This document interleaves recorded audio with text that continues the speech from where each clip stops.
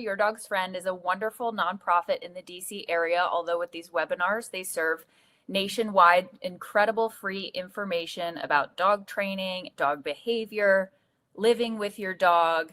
And so if you don't know about Your Dog's Friend, I recommend that you check out their website, their social media, and definitely subscribe to their YouTube page where this webinar is going to be recorded and posted once we're done. So my name is Juliana Willems. I am a trainer in the Washington, D.C. area. I do mostly private training. I work with everything from puppies to adolescents with basic manners, new rescue dogs, and fear and aggression issues. You probably know me if you've done any Your Dog's Friend webinars before, or you've seen their stuff. I did a great coronavirus stuck at home series back in, my goodness, March and April now, which feels just crazy, like it was a different lifetime, and yet things are still the same but different. So it's been quite the wild ride this 2020. And now I'm back giving my regular quarterly seminar. And today we're going to be talking about dogs living in a human world. What could go wrong? So I love answering your questions. I would love if you guys put your questions in the chat. I can see your questions if you put them in the chat, so I will try to answer them. I do ask that you save any My Dog questions specific to your dog for, I'm going to put my email address, my contact information at the end, and you can contact me specifically about that. But if you have any questions about the content, what I say, then I would love for you to put it in the chat, because if you've got the question, then somebody else probably has it as well. So when I started creating this presentation and Deborah asked me to present about this topic, I said, yes, great, awesome. You know, there's so much to talk about. And as I started creating it, I was like, wow, I'm so happy that I get to share all of this information, because I think there are so many myths out there and misconceptions about why dogs do things, or why dogs act a certain way, or how they should act. And so I think we're going to be able to cover a lot of helpful information today. And hopefully you should find some of it new and useful for you. So I'm going to start. I'm going to start with a video. I figure we could all use a laugh. I'm going to show some behaviors that dogs do that are perfectly normal for dogs, which we're going to talk about, but that don't always quite fit in the dog world. And my point would get across in the first 10 seconds of this video, but I let it go a full minute because it's just so funny. And the volume for everything is going to be a bit low. I apologize. You don't really need to hear the music, but it's the content really that's the best part. So enjoy.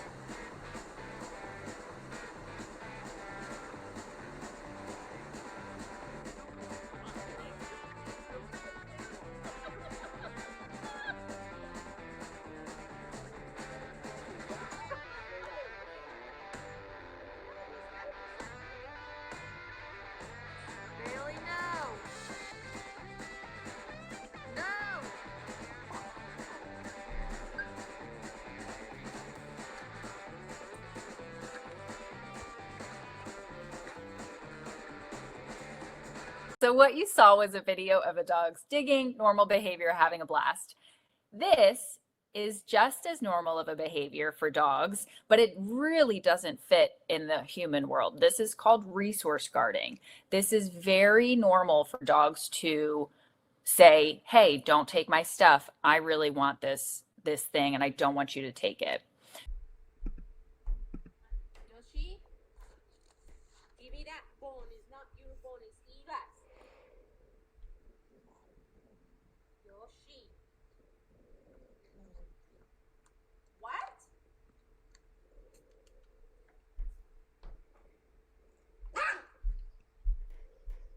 Give me the bone. It's not yours. So hopefully that video played correctly for you. It was just a little Chihuahua guarding this really tasty bone. And I feel like I could show this video because I have a Chihuahua who gets a little cranky about me taking her stuff away. So resource guarding is obviously can be very dangerous, but it is relatively normal behavior in the dog world. So that's another way where the dog's normal behavior, normal repertoire really becomes a problem in the human world. So I'm going to go through about seven differences between the dogs and the human world. And I'm going to break each down and kind of talk about the difference, where the difference falls and the problems around it. So the first difference that I'm going to talk about is the way that we communicate. Humans are extremely verbal communicators. We use our voice. We obviously have body language attached to it, but the first thing that we're going to use is our voice to get our point across. Dogs, on the other hand, are visual communicators. They use their body language. They have whole entire conversations without ever making a sound. And this is a huge downfall when it comes to dogs and people living together, because dogs try to say things that humans are not hearing, well, really technically not seeing. And so when dogs try to communicate their needs, whether they want space or they need something else, humans typically lose it, humans typically do not pick up on it. So we see that in a lot of different ways. Now, this one is particularly benign, meaning the fact that we do or do not understand our dog saying hello isn't going to be super problematic. But so for humans, we say, hey, hello, nice to see you. And picture wise, I could only get ones with the hand signal as well, because it's interesting that we're seeing the body language. But you can definitely, we know that the humans typically greet each other saying hello. So this is a dog saying hello. We look at dog body language to see how they are feeling and what they're trying to tell us.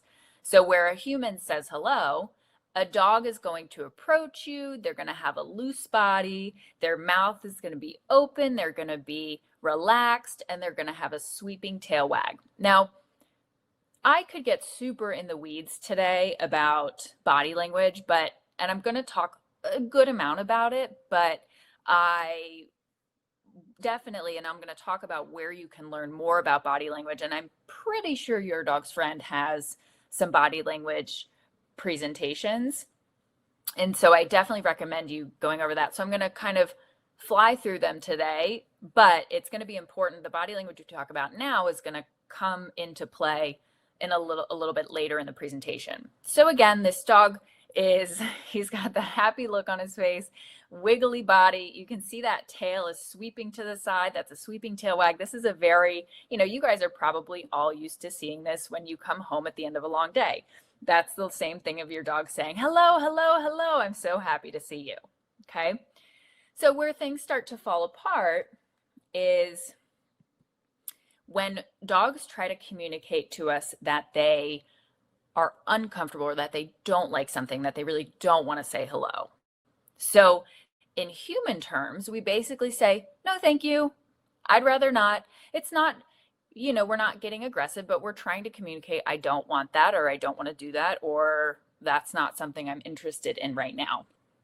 And this is where the subtle signs, the subtle body language from dogs starts to come into play, and the stuff that humans start to miss. So the doggy version of saying no thank you is stuff like this. So we see the dogs are moving away from the person. They are crouching down, their body is shifted away. They're avoiding eye contact. This guy over here on the right is we see that whale eye. There's white on the side of their eyes. They're hunkered down, there's tension. And this body language is certainly not the dog who's approaching with a loose and wiggly body. So these dogs, if I were saying hi to them and I got this body language, I would probably back off, give them some space, and see if they wanted to approach, because these dogs are not super thrilled with what's happening and are not, pursuing this interaction. They might continue to get upset. They might just tolerate it and shut down, or they could potentially move to what we're going to talk about in a second, which is really them saying, no, stop, really. Some other subtle signals are lip licking, yawning. These are all subtle stress signals that people don't necessarily know to look for. Shaking off when they're not wet, raising a paw, which we'll see later in the presentation, can be a dog saying, oh, I'm no threat, I'm no harm, I'm a little nervous. And there's a whole array of body language that our dogs offer us that are trying to communicate a message. But as verbal communicators, humans typically miss them. And all of a sudden our dog is growling and we think, well, that came out of nowhere. So it is so important for you to understand all the subtle body language signs that our dogs are giving us that are trying to communicate and send a message. So this is where things start to get more dicey.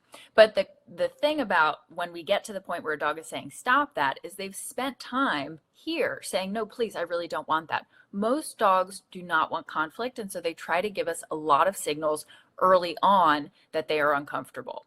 And by the time they're saying stop, they are really escalating in their body language, and this still might not even be the verbal signal. There might not be, obviously it looks like this dog is growling, but they might not even be growling. They might just be posturing, they might be snarling, they might be lunging, snapping. All of these things are actually in their normal repertoire of behaviors to say stop. Because wouldn't it be normal for us, if we were uncomfortable, if we didn't want someone to approach us, to yell and say, hey, stop doing that? And this is what our dogs are trying to say when they aggress towards us. But the problem lies, of course, that dog aggression is certainly not safe for the human world, right? So, but it's really tough, that dogs, when they are aggressing like this, it can be very unsettling and very scary and startling, but it's just their way of communicating, no, I really need space. I don't like you to do that. I really want you to stop what you're doing. So it looks like we have a quick question about body language. Lori asks, when dogs shake when they're not wet, don't they also do that sometimes when they are comfortable or shaking off being uncomfortable? So typically when a dog shakes off, like when they're not wet, it is typically some type of dissipating tension. So you see it a lot if dogs are sniffing each other and then they walk away from each other and they both shake off. You see it a lot after humans hug a dog, which we'll talk about, that dogs tolerate a lot of hugging or a lot of physical contact and then they finally walk away and they shake off. After any stressful event like, nail clipping or putting, walking gear on, if they're a little uncomfortable with that, shaking it off can be a really good way. And we actually really like it because it means that they're saying, oh, that was a lot, but okay, I'm feeling better. So I really like shaking off. It means that my dog is resetting. It means that she's letting go of some of that tension she built up. So really good question. And so my point, and this, brings up such a bigger conversation that unfortunately we just, I have so much other stuff to talk about today, and body language is so important that I wish I could go into it further, but I think we'll save that for another time. That dogs are constantly trying to talk to us, and it is so critical that we learn what they are trying to say. It is, we really owe it to our dogs to understand and learn canine body language, because otherwise they have no way to communicate to us, and that is certainly not fair to them. And so really a great way to learn about this is even just a quick Google search. I think body language is one of the things you can safely Google about dogs. There's a lot of not great information out there, but most of the body language stuff that I found when I did a quick Google search, just like this PPG handout, was very good and very helpful and sound information. So I really strongly recommend, and it's, body language is kind of a journey. It's not something that you can learn about and suddenly be fluent in reading. I've been reading canine body language for many, many years now, so it comes second nature to me. And suddenly I am finding myself back at being a novice with horses, where I am trying to understand their body language and I'm trying to learn about it and I'm trying to read in the moment, well, what's going on. And it's a really helpful reminder to me that when we are first learning about body language and trying to identify stuff we're seeing in our dogs or our animals, for me it's the horses, and then applying that to the context of the situation and trying to understand what they're saying, it's not easy, but please keep at it and keep practicing and keep trying to observe and identify what you're seeing, because it's so important. So switching gears a little bit, difference number 2 is greeting styles. So humans are primates. We are very frontal greeters. We like to reach out, reach towards, we hug, we shake hands, we make direct eye contact. Dogs, on the other hand, they greet in curves, and they actually, if they had it their way, they would avoid head-on approaches, which brings a whole other issue of why on-leash greetings are hard, because all of a sudden dogs are, nose to nose. But it's really important to remember that dogs naturally are not going to be greeted head-on, or they are not going to like that head-on greeting. And again, this is humans. We're saying, this is a human that would be greeting another human, but we do the same thing with our dogs. Oh, hi, Fluffy. Reach 2 hands towards their face, looming over them and reaching to them. Whereas dogs do this type of greeting. C-spines, they like to sniff, nose to rear. They typically do not come straight onto each other. And the same goes to the way that they would prefer to meet humans, because reaching towards dogs, looming over them, giving them direct eye contact can all feel very threatening to a dog. And this is a huge difference, where humans, we just want to say hi to Fluffy, and poor Fluffy is like, whoa, that person's coming straight at me and they're making direct eye contact. And this is all stuff that's really can be very threatening. And of course, you might be thinking, well, my dog doesn't mind when a stranger walks up and bends over and reaches towards them. And that's great. Some dogs absolutely are okay with it. But, it's important to know that it would not be uncommon for a dog to get nervous when somebody reaches into their space and reaches over them. So what I do, we got a great comment in the chat that somebody recommends, Lori recommends, that people pet their foster dogs on the back, not on the head, which I think is great guidance. Another thing that I like to do when I go meet a strange dog for the first time is I will crouch down, because that puts me on their level and I'm not reaching towards them and I'm not looming over them. So I'll crouch down and I will see if they approach me, right? Because we talked about last time in the hello phase of dogs is that they would be approaching you if they wanted to say hi. And then I pet either on the chest underneath, or I might reach back and do by the back near the tail, but I really try to avoid reaching over their head, because dogs just can find that extremely unnerving, and it's just not worth taking the chance. And if you start to learn body language and you do that type of greeting, like the reaching towards, or you forget, or maybe you think this dog would be comfortable with it, you can notice, do they duck down? Do they duck away? Do they start lip licking? Right? So now suddenly you're empowered to make decisions, whether it's your dog or a strange dog or a friend's dog, about how to move forward interacting with them. So difference number 3, exercise preferences. Okay. I am certainly not calling anybody out here, and if you do this, it's totally fine, but I'm speaking kind of in general human terms, that humans, we say, okay, let's go exercise the dog. let's walk them in a straight continuous line and just walk around the block or go however many miles or whatever, walk, dog right next to me.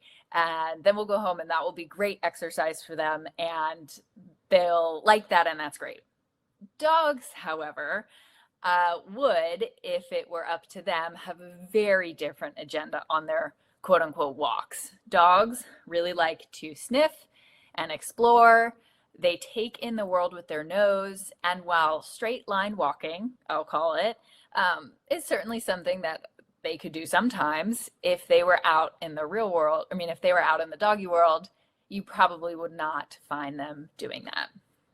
So humans, again, we kind of have this idea of, oh, we're going to take the dog for a walk. We're going to march them down the street next to us. And again, everybody thinks about that perfect dog who walks right next to us and doesn't get distracted and just keeps up with us, march, walking.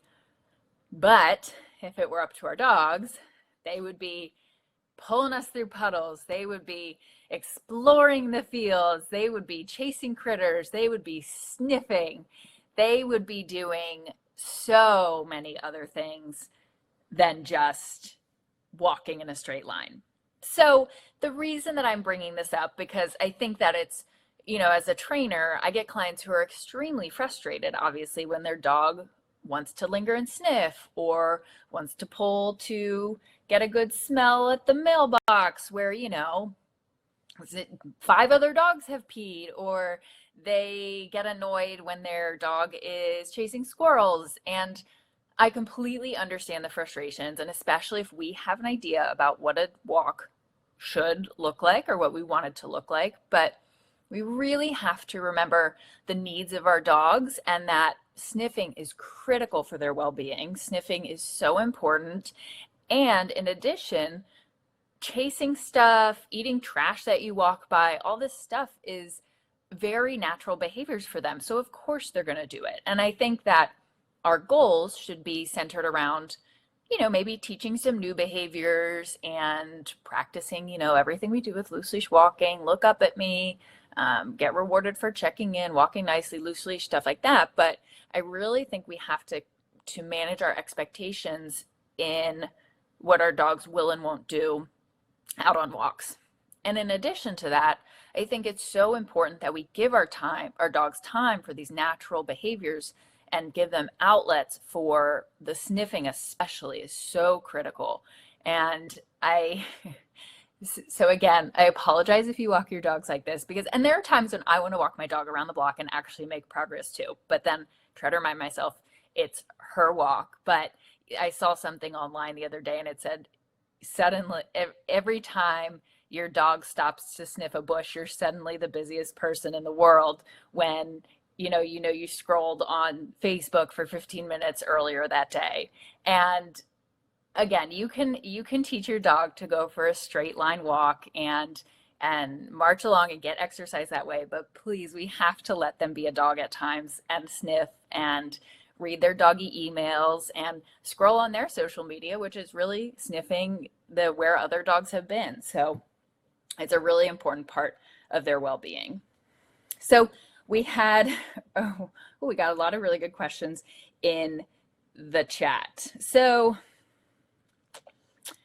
somebody said, Lori said, why do some trainers teach us to walk them that way? I have actually had many say not to let them stop you.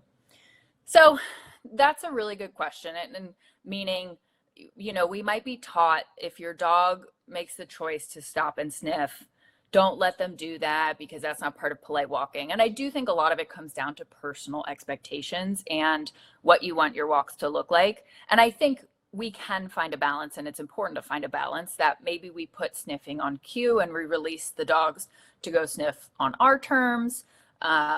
Maybe we practice, if they go to sniff something and they're really pulling, which we don't like, we ask for an alternative behavior to come check in with us, and then re-release them to sniff. I think there's a really good way to have them be walking and do the behaviors we want, but also get those natural outlets for the stuff that they need.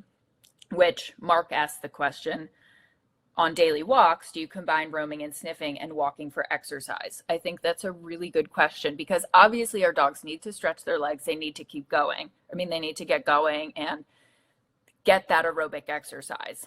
But we cannot forget the importance of mental exercise and mental enrichment, which comes in the form of sniffing. And so instead of, what I would recommend is, instead of saying, okay, I have 45 minutes and we're going to make it around the block, because sometimes then we're really less inclined to let our dogs linger and sniff, because if they're lingering and sniffing, man, that must be a good smell and they probably really like that. And so instead I would say, I've got 45 minutes, let's see how far we can make it halfway, and then we'll turn around. But I think it is really important to mix their physical exercise needs, and maybe walking isn't where we get the physical exercise. Maybe that's playing, tossing a toy in the house. If you've got a yard, playing ball in the yard, and sniff and walks are more for practicing some training, some loose leash walking, getting them sniffing, getting them out to see the environment. So there's a lot of walks can look very different than what we might traditionally think that they look like. Okay, I'm just looking in the chat. It looks like Annette has a great question. Some things they want to eat, we need to stop them from eating. Yes, of course. Please, I'm sorry, do not take this as let your dog just go eat trash off the sidewalk and stuff like that. I think the reason that I brought that up is because we get so frustrated when they want to go trash diving.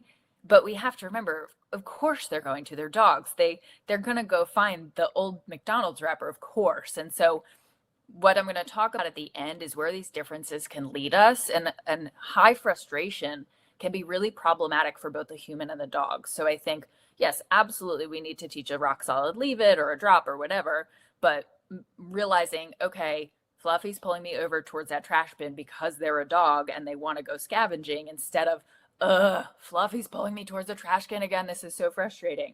I think it can help us kind of keep our expectations in check, which can help with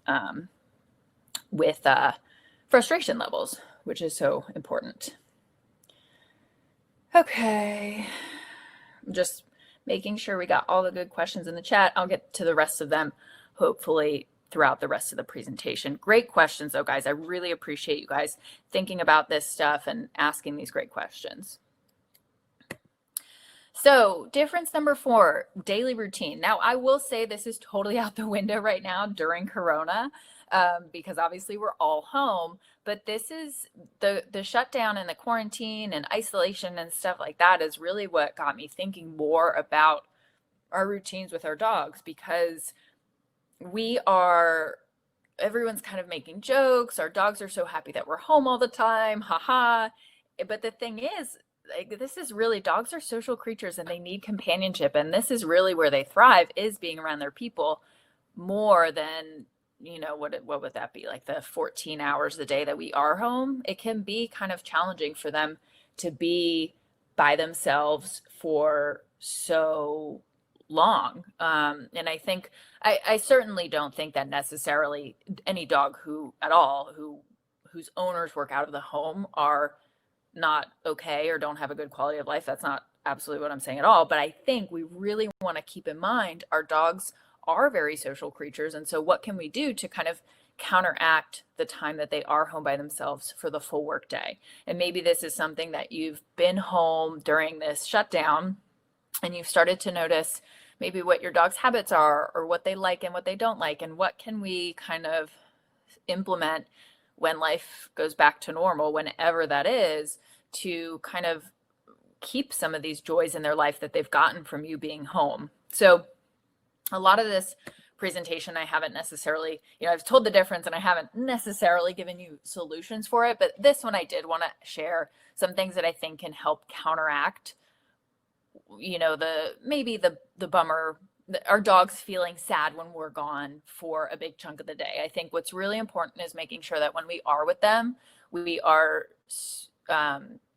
having quality time with them, and we are really making sure that when we come home at the end of a long work day, that we are, playing with them and we are engaging with them, and we're giving them really that social interaction that they so desperately need, that maybe at the end of a work day, you know, we're a little tired and we don't necessarily think, if our dog's okay with just sleeping on the couch, we don't necessarily think that they need much interaction, but we really, really want to make sure that we interact with them and give them all that attention when we do come home from work.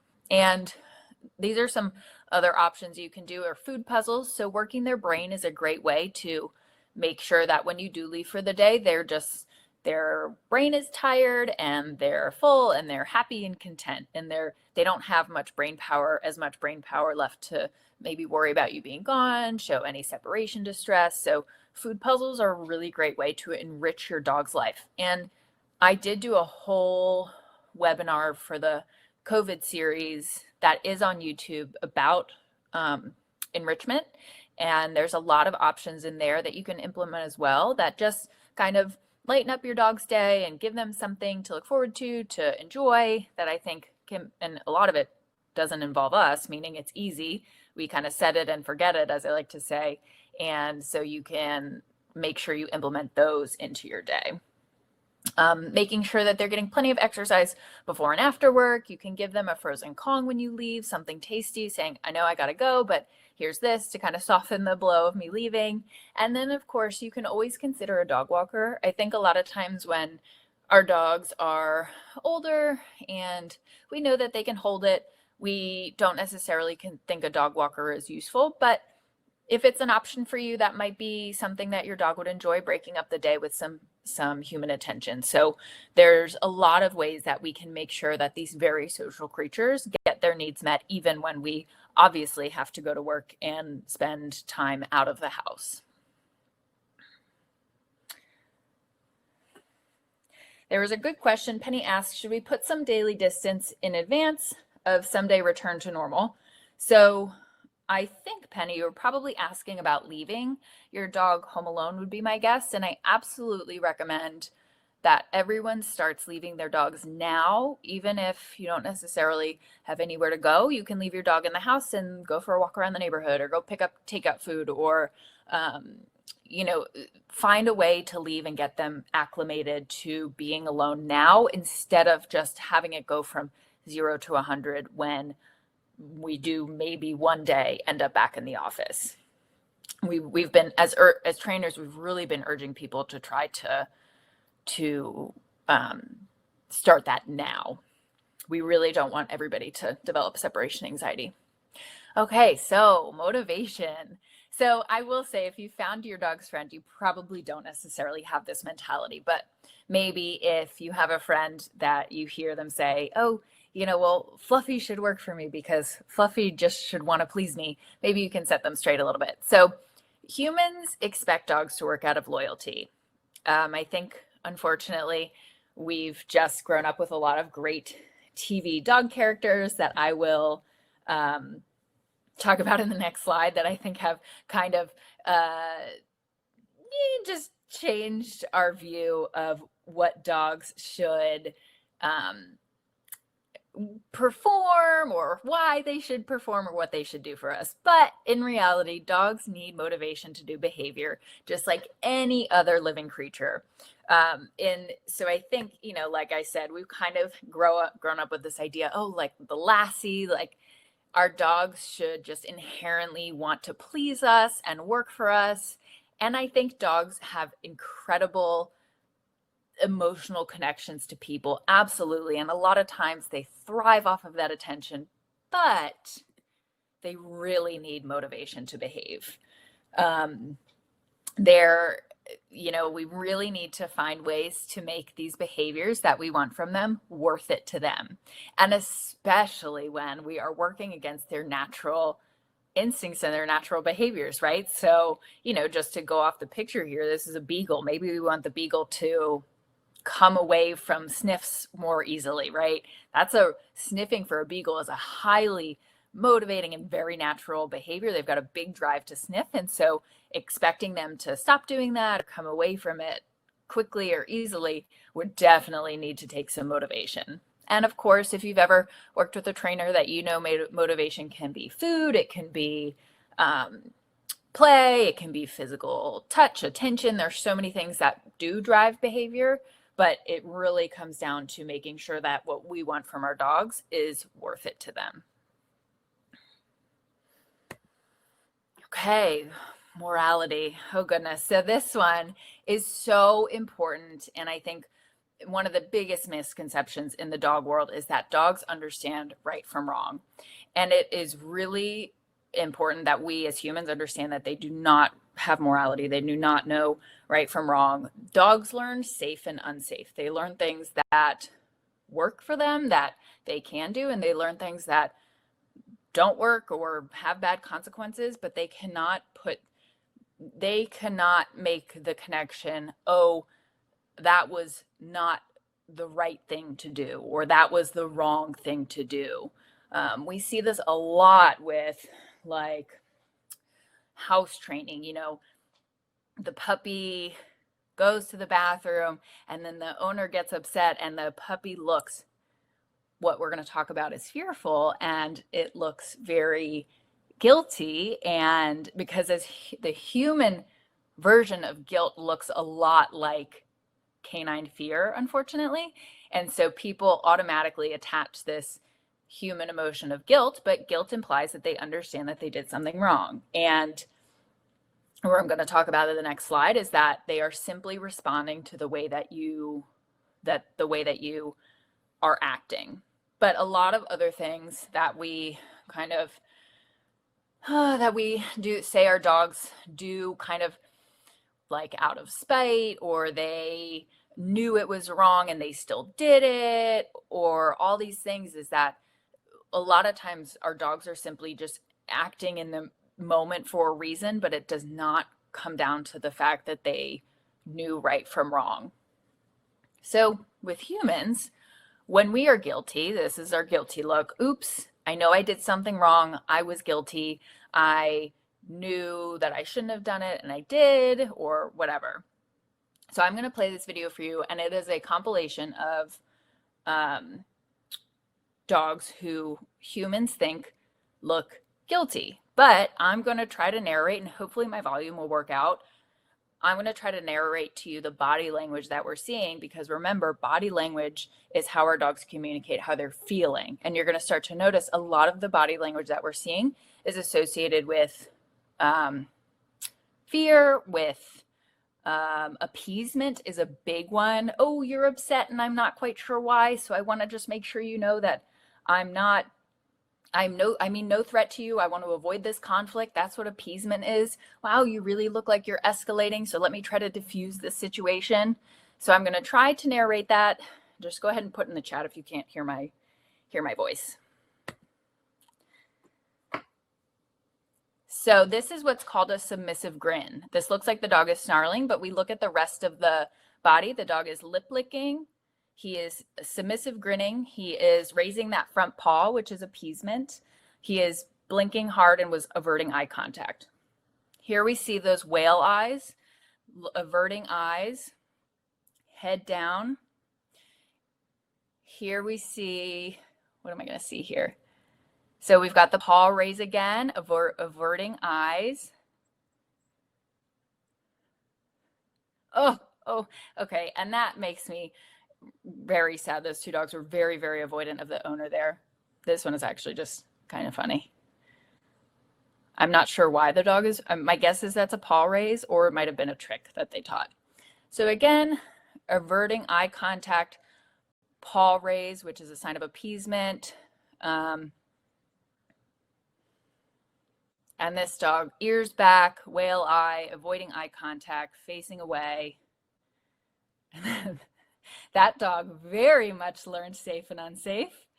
So that dog learned it was safe to think about the pizza when mom wasn't looking, but it was unsafe when mom was looking.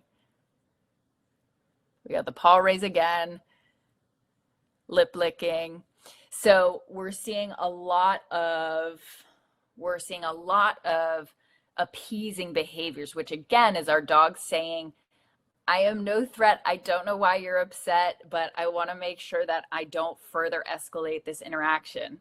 And it's really, this is why one of the biggest reasons why dog and human worlds just collide sometimes is because we are so inclined to add these human emotions to things, which is a very natural human behavior and is I totally understand.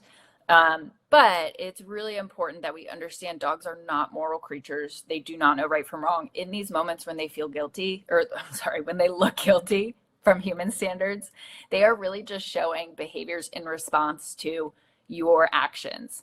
An interesting story that I'm sad to share, but I think is going to be really helpful is when I was growing up, my dog, like everyone, I did a lot of incorrect stuff with my dog growing up. I mean, what did we know? When you know better, you do better. So my dog would get into the trash when we were gone, which why we didn't just cover the trash can, I don't know. But he would get into the trash and we would come home and we would be so upset. Barley, why did you do that? We'd hold up the trash and same thing. He would avert his eyes.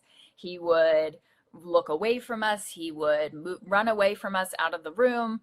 And so we said, oh, he knows that he's wrong. And then sometimes we would come home and he would be acting quote unquote guilty, but the trash was untouched. And this is because Barley never associated the trash with what he was getting in trouble for. He associated it with us coming home at night. And so he never knew why we were upset with him. And he just knew that, man, we got really scary sometimes at night when we would come home. And so he made the association with something totally unrelated than what we were thinking.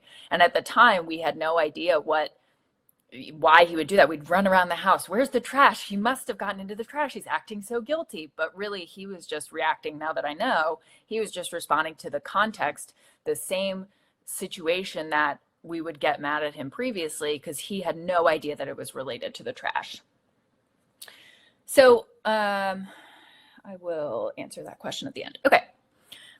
All right. Oh, yep, sorry. So these are all dogs who are sharing fear of owner in that moment. So acceptable behaviors is a huge difference, and the last difference that I'm going to go over today.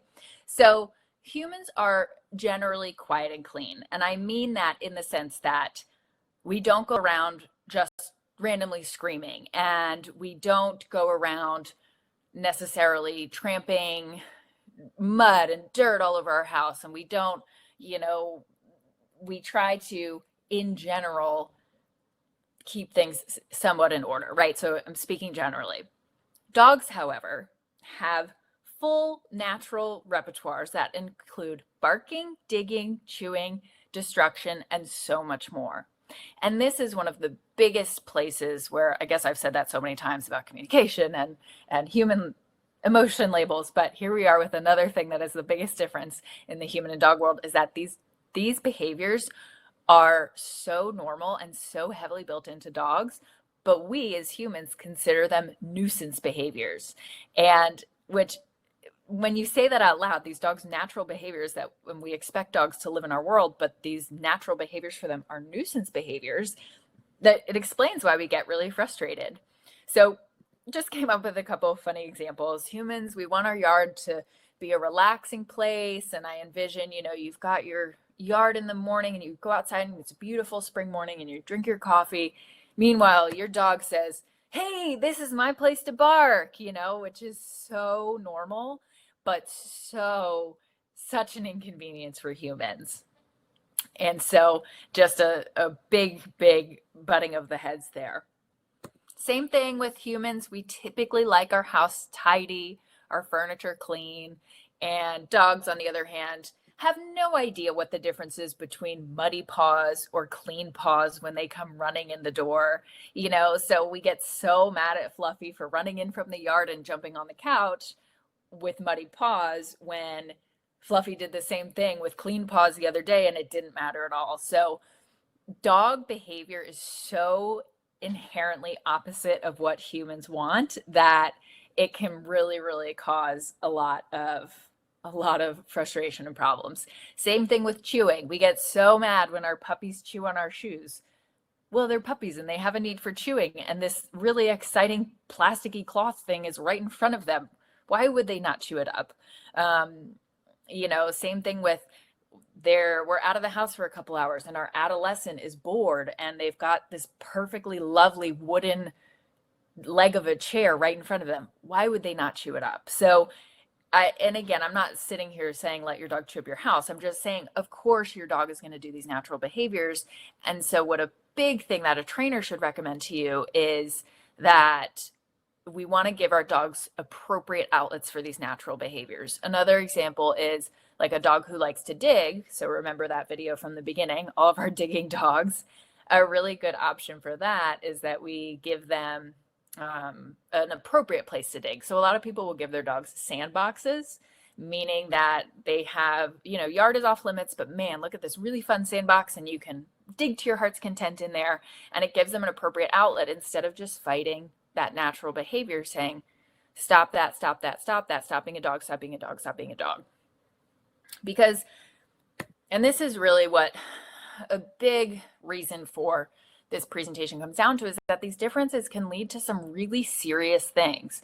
So I would say bites are the number one things that are a product of humans not understanding dogs and dogs being expected to live in a human world. And one of the biggest things that we can do to prevent bad bites is, or any bites at all, is to learn that canine body language, learn their language, see what they're trying to say. There's a statistic that 77% of dog bites happen from, or I guess maybe dog bites to children happen from a family or friend's dog. And that's because we are right there and we trust these dogs to live in the human world and to tolerate human behavior and human decisions. And we don't know what they're saying when they're asking, when they're saying, please no more, please stop. I don't like what you're doing. I would really like you to stop. We miss those signals. And so finally they say, like, again, at the beginning of the presentation, they say, stop, so it can be really, so many human dog conflicts can be avoided if we just learn to listen to their language and see what they're saying, because they give us signals from a mile away that they are uncomfortable and that things are going to escalate. And obviously these differences can lead to major frustration. And this can be on the side of the human and the dog. So for the human, if you're a tidy person and the dog is tramping mud all over the house, then that can be very frustrating for you. Or, the barking can be frustrating, of course, or the chewing up of stuff. All this stuff can be really, really frustrating until you understand how to, kind of meet those natural behaviors or compromise on them or give them appropriate outlets. And same thing for the dog. The dog is just trying to be a dog and they're constantly being told, don't do that, don't do that, don't do that doggy thing. That can be very frustrating. And both of these can lead to really poor quality of life for the human and or the dog. And, I would say the biggest thing that should come from educating yourself about what dogs need or dog behavior or training should be that your frustration levels decrease for a number of reasons. You come up with new behaviors for your dogs to replace the ones you don't like. You give them appropriate outlets for the behaviors that they need. You learn how to communicate with them through positive reinforcement training to get behaviors you want.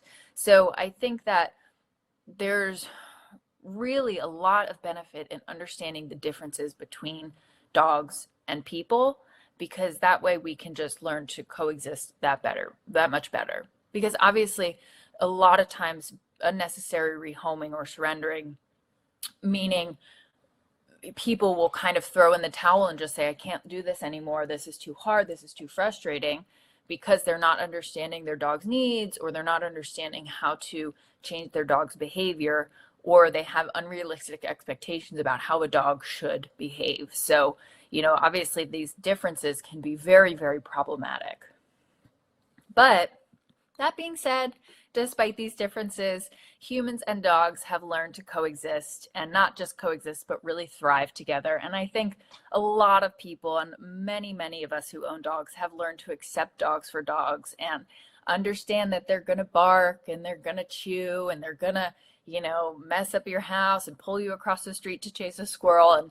And that there are going to be times when dogs are just going to act like dogs. And I think the more that we can kind of accept that and understand that, the better it will be for everyone. So I'm going to run through a couple of the questions that I missed. And if you have a question right now, please go ahead and put it in the chat. So I had a really good question. Somebody said, how do I respond to a dog trainer who teaches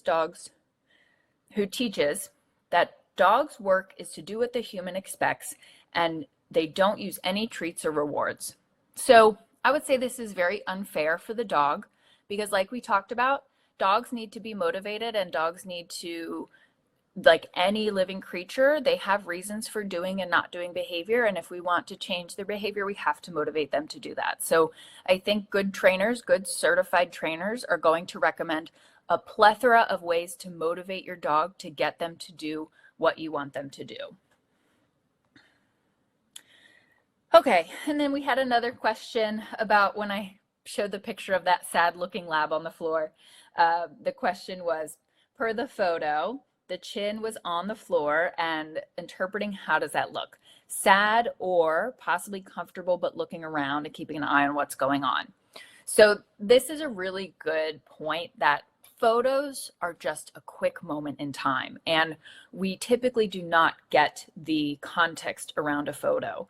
But that photo, yes, I mean, I think dogs do have those very sad looking doggy eyes, but a lot of times they are just really resting.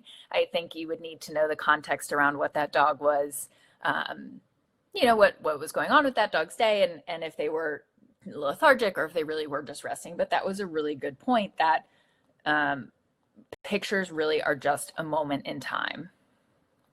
All right, I'm just going to...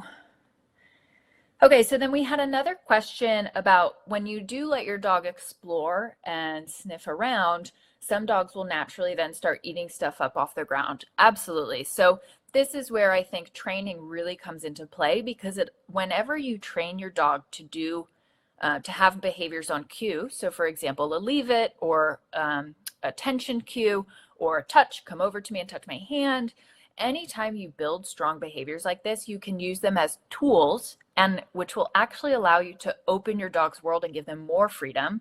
Because if you're letting Fluffy sniff and explore and suddenly you come across a chicken bone on the sidewalk, but you have a really solid leave it or a solid touch behavior, then you can redirect your dog away from that distraction.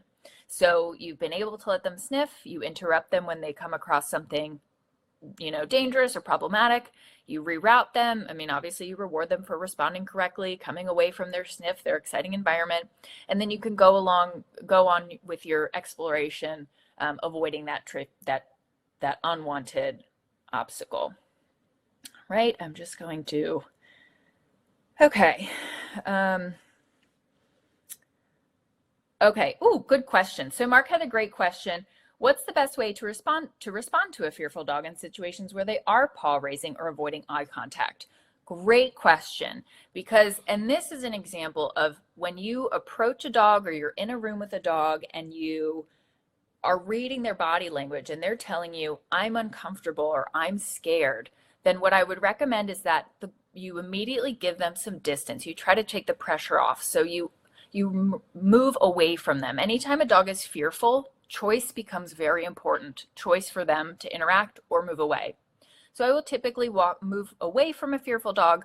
I will crouch down, which will make me less threatening. I will avert my eye contact and I will see if they choose to approach. And based on the situation, of course, they might not, depends on how fearful the dog is. Food can be a really good way to win over a fearful dog, meaning you can toss treats to them. We don't want to build conflict causing them to approach us to get the food. You want to toss food because if they're eating, then that means that they're in a decent emotional place. But if you're reading from a dog that they're uncomfortable, that is not a situation that we want to escalate or continue advancing or continue reaching. None of this, oh, you know, I'm fine, Fluffy, dogs love me, it'll be fine. No, if a dog is telling you that they're uncomfortable, you're going to honor that and you're going to see what you can do to make them more comfortable. I did a webinar about fearful dogs that is also on the Your Dog's Friend YouTube page that tells that really does actually go quite a bit into body language and how to, you know, help dogs who are showing signs of fear. Um, okay. Okay, so I've got a lot of really great questions, but a lot of them are related to other topics, which I would love to answer offline. I will start. So what I'm going to do is I'm going to do my quick sign off now, but then I will start answering some of these other questions that are not quite on the topic of dogs and humans. So this is my email address and my Instagram where you can find me and get in touch with me. And I would love to hear from you or to potentially work together with you in private training. And remember that this webinar is going to be on the Your Dog's Friend YouTube page, and please subscribe to that YouTube page so that you get updates about new webinars. They have incredible speakers, and they have just so much wonderful information, free information for dog owners. Thank you again for joining today. Okay, so since we still have close to 60 of you here, I'm going to answer some of these questions that you might be interested in. So one question was, any advice on getting more attention from my dog outside? I really struggle to compete with the environment while on a walk to get my dog's focus. This is one of my absolute favorite topics. I love building focus and attention from my dog. I think it is the cornerstone of improving your relationship with your dog and getting better behavior. So what this looks like is you basically want to capture your dog for paying attention to you without you asking. You want to use really high value treats, and I recommend starting this behavior in a environment where your dog will readily offer attention. And that might be in your living room. And when you're doing a training session and your dog is just choosing to stay and look at you, you can mark yes and give them that treat. This way, and then you maybe take a couple steps away if they choose to follow you. Remember, no prompting, because we really want to teach this as a default behavior that they choose to do regardless of what you say. If they follow you, yes, give them a treat. You take 2 steps away again. Yes, give them a treat. So they start to learn, hey, when I check out what mom's doing, even if she doesn't ask me, then I am really likely to get something really tasty. And once it's built really strong inside the house, you would then try to get that same behavior in a slightly harder but not too hard environment. That's going to look like maybe out directly in front of your house, in your backyard if you have a yard. If you're in an apartment, in the apartment hallway, in the apartment lobby. There's a lot of incremental environments that you can start to add distractions without making it go 0 to 60. I think a lot of times we expect our dogs to pay attention the same way they do inside when you go outside to downtown Bethesda, right? But that is just adding on distractions so much. So I would say really capture attention, capture focus, practice getting it as a default behavior that you don't have to ask for. Remember, always use high value treats and always give your dog frequent wins. Really good question. Okay. Then somebody else had a question about walking their dog with the family, and the dog always has to pull and be at the front of the group. And why do some dogs have to walk in the front of the group? I think this kind of comes down to, again, what different dogs are motivated by. Some dogs really like being ahead of the group and being at the front and just being ahead of everyone. And I can't necessarily say why, but I think you look at your own dog and they're telling you that's where they prefer to be. It sounds like that's a very natural behavior for them because you certainly didn't do much to get it, right? So when they naturally do these behaviors, it turns out they're probably something that they, is built into your dog. So I think that that's her personal preference. And if you wanted to, you would probably have to work pretty hard to try to undo that. And if it's something that always happens when you're hiking with a bunch of people, then you would probably want to practice when it's just you and her, and then slowly add in more people. And so that you can start the behavior of walking closer to you and not out front in a lower distraction environment, and then slowly make it harder. It's interesting because kind of no matter what behavior we're talking about, a lot of times it comes down to practicing, building the behavior in a environment where your dog can learn and understand it, and then slowly, incrementally adding distractions instead of going 0 to 100. But again, really great question. Okay, I'm just going to see if we had any other questions. Thank you all for sticking around. Okay, I think it looks like we got to most of them. Ooh, good question. Susan just asked, what's a good example of a high value treat? So this is really important. Our dogs choose what are high value, but typically you're going to get anything stinky, squishy, and small is my criteria when looking for training treats. The stinkier, the better, because that's usually going to be a little higher value for our dogs. It's really important that we don't use our high value treats in low distraction environments. So don't use your hot dogs inside the house where there's not much going on, because then when you do get to a distracting environment, you're not going to have anything that will compete with the environment. So you want to use whatever value treat is going to be comparable to the environment. So inside, you want to use those low value training treats. Even better, use their kibble if they'll work for it. Outside on your regular walk, I would recommend, more training treats, again, that are squishy and kind of stinky and easy to break up into small pieces, because if you're rewarding enough for good behavior, you're going to be rewarding frequently. And we certainly don't want our dogs to get overweight in the name of training.